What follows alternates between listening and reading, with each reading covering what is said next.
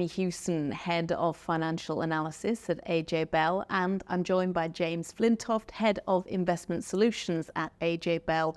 We're going to discuss the performance of AJ Bell Funds and the Managed Portfolio Service in the third quarter of the year and look back over the year to date. James, thanks so much for joining us. Hi, Danny. So, what were the main talking points for markets in the third quarter?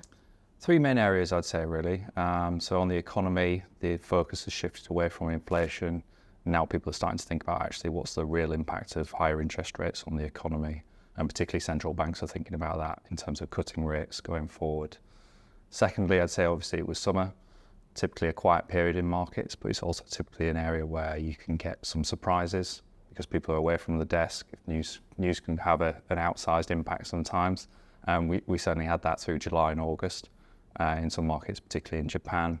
And then third, the election in the UK. Obviously, a decisive result, some certainty for global investors that they've been looking for a couple of years now. And that's brought some of the attractions of the UK market to the fore in terms of the relative benefits of that market versus some of the tensions that we're seeing globally. So there's been volatility on equity markets. How have they performed overall? Generally, pretty good, actually. If you just looked at the quarter-end results in terms of returns, you wouldn't notice the volatility. And that really ignores some of the steep declines that we saw in August, particularly in Japan, which had a double-digit decline in a matter of days in response to a change in policy from the Bank of Japan, raising interest rates. That sparked a rally in the currency, which sparked a further change in terms of investor positioning around those markets. So a fair bit of volatility in Japan and too in the US around some of those AI-related names.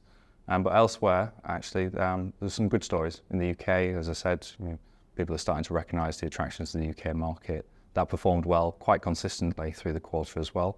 And then really up until the last week, Asian emerging markets were actually performing pretty badly.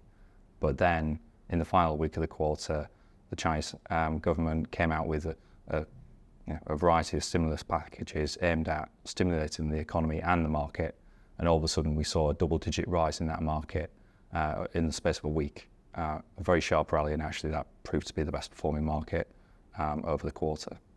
And what about bond markets then?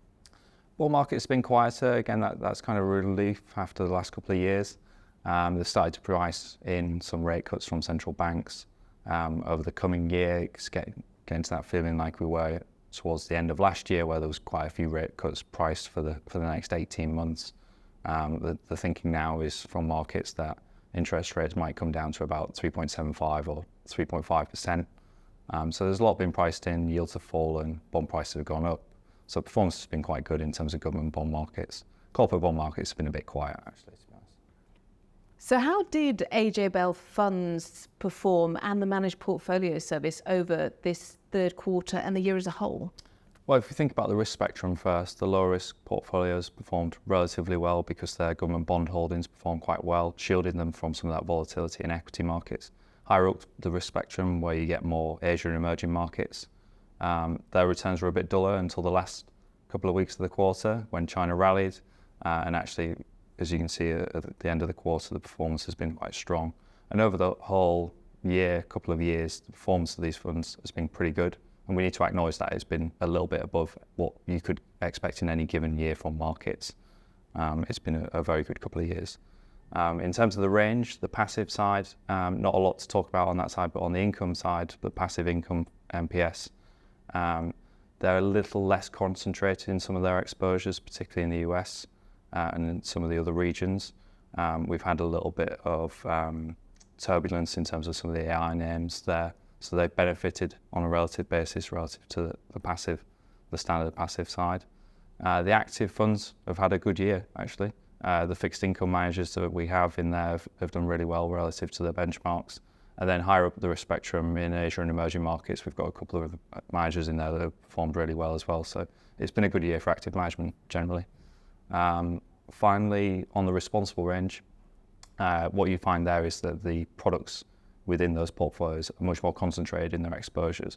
So, for example, in the US, you might hold 500 companies in a standard exposure, you might hold 350 in your responsible exposure. So there's much more interaction in terms of the performance of the underlying companies. And what we've seen there is just how volatile markets have been over the last quarter. Some of those underlying holdings have performed actually much better than the wider market. So that range has done quite well this quarter. And have you made any changes to the funds? No changes. I think I mentioned last quarter, we've got a couple of ideas going around the team at the minute. We're thinking about things in terms of, potentially there might be a bit of complacency out there in terms of inflation and the horizon for that. And obviously what we need to take into account is actually what the market is telling us at the minute. The market is telling us that interest rates are going to be cut quite a lot, that things are generally going to be okay. Do we need to challenge that narrative as it stands? Maybe, maybe not. We've got our annual strategic asset allocation project coming up towards the end of this year, and we'll implement that in January. So we've got a lot of thinking to do in the next couple of months in terms of how we reposition. James, thank you so much. We look forward to catching up with you and the rest of the team about some of those potential changes and how the year ends. Thanks, Danny.